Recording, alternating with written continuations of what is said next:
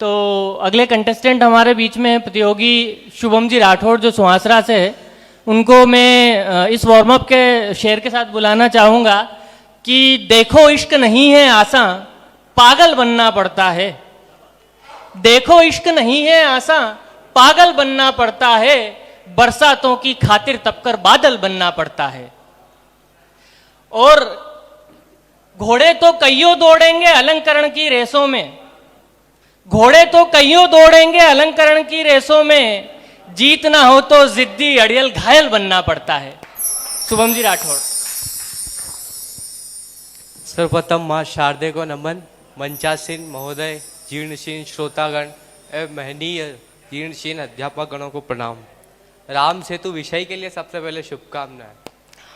राम सेतु की बात करें, राम सेतु उदाहरण है समस्या का, राम सेतु उदाहरण है तपस्या का, राम सेतु उदाहरण है अटल प्रतिज्ञा का, राम सेतु उदाहरण है मानव की हर समस्या का, राम सेतु उदाहरण है प्रतीक्षा के फल का, राम सेतु उदाहरण है एकजुटता के बल का, राम सेतु उदाहरण है प्रेम की पराकाष्ठा का, राम सेतु उदाहरण है सीता की राम के प्रति आस्था का, राम सेतु उदाहरण है असाधारण समस्या से जूझने का, राम सेतु उदाहरण है हर छोटे प्रयास से इतिहास रचने का, राम सेतु उदाहरण है हर जीवों के सम्मान का। एक ऐसी कथानक में बात आती है कि जब सारे नल नील सारे बड़े बड़े वानर उस पर शिला पर राम लिखकर जब उसमें रखते थे समुद्र में, तो एक छोटी सी गिलहरी गीली होती थी, जाती थी वहां पे रेत में गुलाठी मार के वापिस जाती थी। तो उसे किसी वानर ने धक्का दे दिया कि तू क्या कर रही है, इनसे क्या होगा, बड़े बड़े पत्थर चाहिएंगे, बहुत दूर तक जाना है। तब राम ने उसको सहारा था। राम ने कहा था कि ये इसकी भूमिका निभा रही है। राम सेतु में हर कोई अपनी भूमिका निभाता।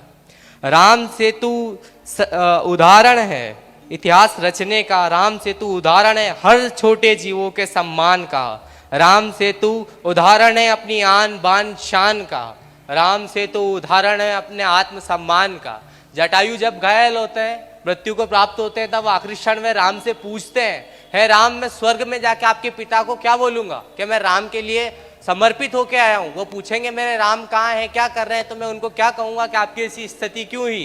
तो राम ने कहा आप कुछ मत कहना, आप बस तुलसीदास जी की पंक्ति पढ़ो। तो उन्होंने कहा था हूं मैं जो राम, हूं मैं जो राम तो कही दशानन आए। दशानन खुद आके बताएगा कि बस ऐसा हो गया था, तो मैं यहाँ पे मेरी ये दुर्गति हुई है। ये आत्मसम्मान है, राम का इतना भरोसा है खुद पर।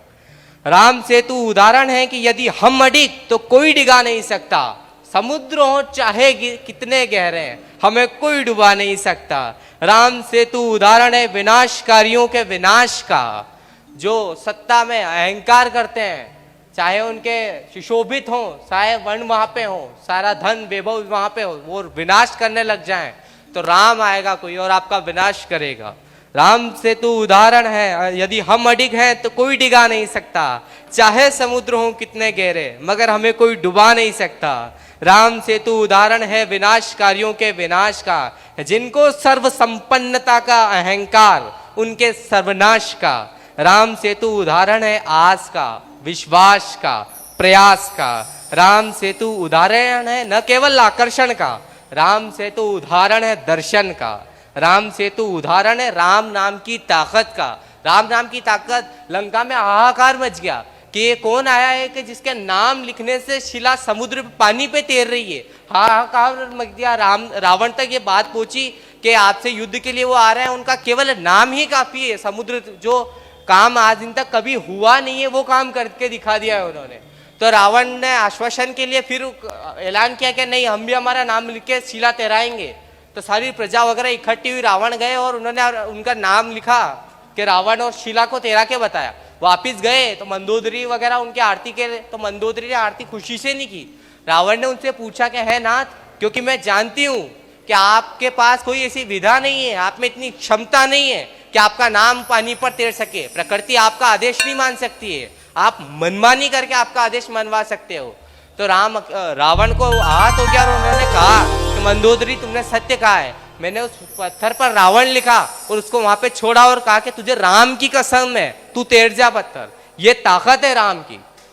राम सेतु उदाहरण है राम नाम की ताकत का। नतानंद देवता जिनको करते हैं प्रणाम, उनको हम करते हैं प्रणाम। जय श्री राम, जय सिया राम।